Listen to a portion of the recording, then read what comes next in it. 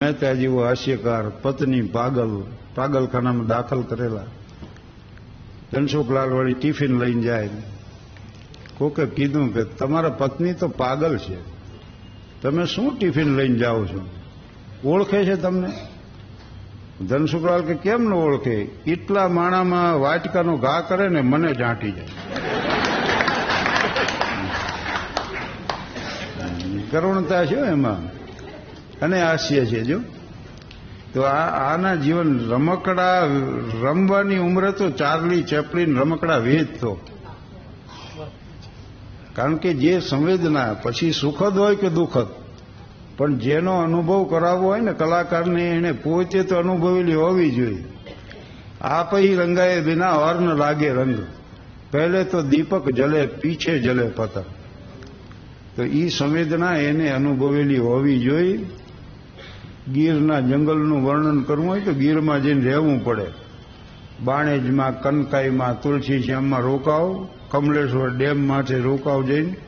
રાત પડી હોય ને મેઘલી મળી હોય ને, ક્યાંક જોગંદરની ચલમ માથેથી ભડકો દેખાતો હોય ને, ક્યાંક આવજની આંખો આમ અંગારા જેવી તકતકતી હોય ને, એ હાંજનું ટાણું હોય ને, હિરણ નદી વહેતી હોય ને, એનામાં સૂરજના કિરણો પડતા હોય ને, એમાં કવિ દાદજીવા અમારે બેઠા હોય ને, એ પછી લખે કે સાંજ ઢળી સરિતાના તટ પર ધીમા ધીમા ધીમા પવન ચકોળે, અને બેઠા બેઠા ડાળે પરે બે પંખીડા રસ ઘોળે.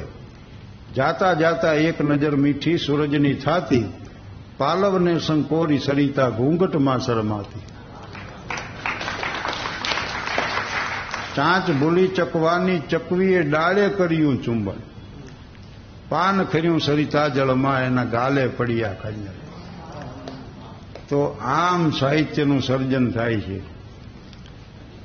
દોહા તો બબે પંક્તિના જ હોય છે, પણ હોર મોર નીકળી જાય. એનું ઉદાહરણ જોઈ રાધાની વેદના, વ્યથા, આક્રોશ બે જ લીટીમાં વ્યક્ત કર્યા છે કવિએ.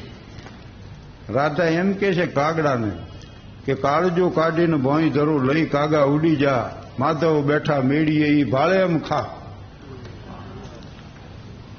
વેદના રાધાની જ હતી, માધવની નહોતી. પણ રાધાની વેદના તો દુનિયાએ જાણી, પણ માધવની વેદના અજાણી. હૈયાના ગોંખમાં હંગરીને રાખી, હોઠ પર કદીએ ન આણી. આ રાધાની વેદના તો દુનિયાએ જાણી. અને દ્વારિકાના સુવર્ણ મહાલય ને એનો ઝરૂખો ને એમાં કૃષ્ણ આમ એકવાર બહાર એને નજર કરી, ગોમતી નદી દેખાણી. પણ જોઈ ગોમતીને યાદ જમના આવ્યો, અને એને થયું કે જોઉં જ્યાં ગોમતી ત્યાં યાદ મને આવે ઓલા જમનાના નખરાળા નીર. કાલિંદી કણસે છે ગોમતીના ઘાટમાં, મારા કાળજામાં વાગે છે તીર. લોકોને મન રોજ ઉગ્યું પ્રભાત, પણ મારે મન અંધારી રાત. કોઈ કેજો મારા કાળજાની વાત. તો આમ જે સર્જન થાય છે ને એ અવિસ્મરણીય રહે.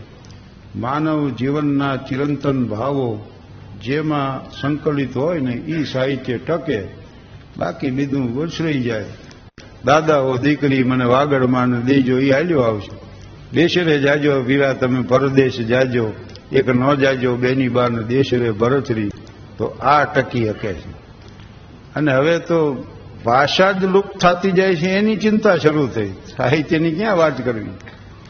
અને ગુજરાતી માફ કરજો ભાઈઓ, પણ ગુજરાતીઓમાં એવા મેં જોયા એ ગૌરવથી પાછા કે my son does not know Gujarati language.